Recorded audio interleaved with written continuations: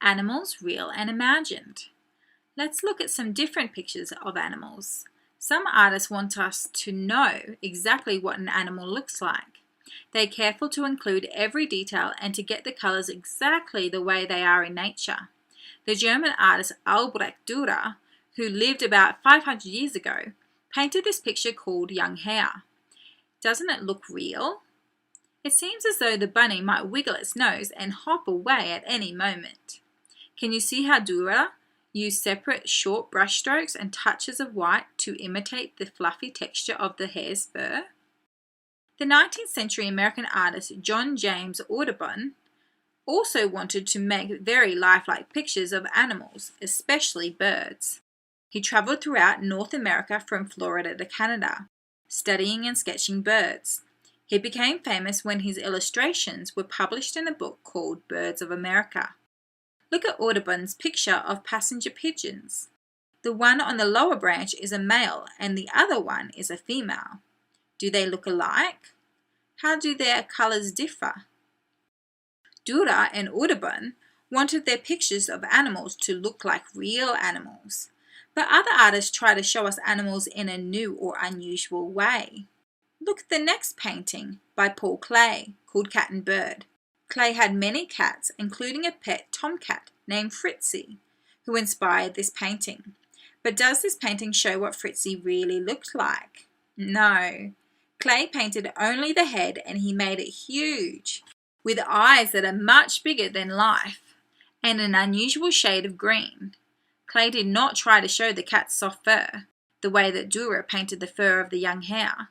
Instead, Klee used only simple lines and shapes. Look for these shapes in the painting: an oval, diamond, triangle, and circle.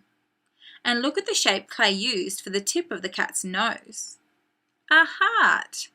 Why do you think he might have put a heart in his painting? Also, you probably noticed that Klee painted on the cat's forehead a bird. Why do you think he did that? What do cats like to do to birds? Now let's look at a sculpture by Pablo Picasso.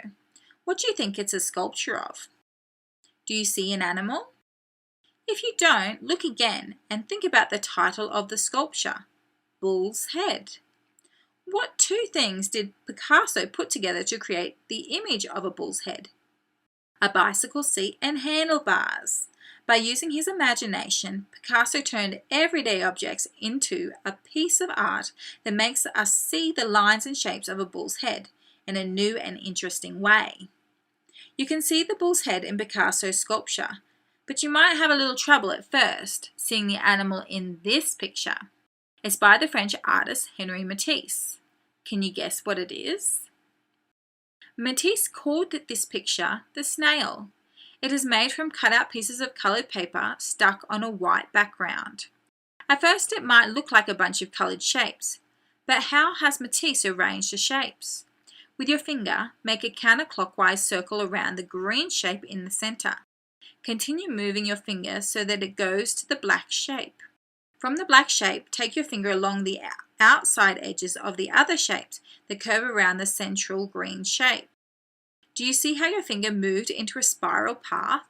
So Matisse has arranged the shapes to suggest a spiral. His picture doesn't show you what a snail looks like in real life. Instead, it shows how much the shape of a snail is made up of a spiral line.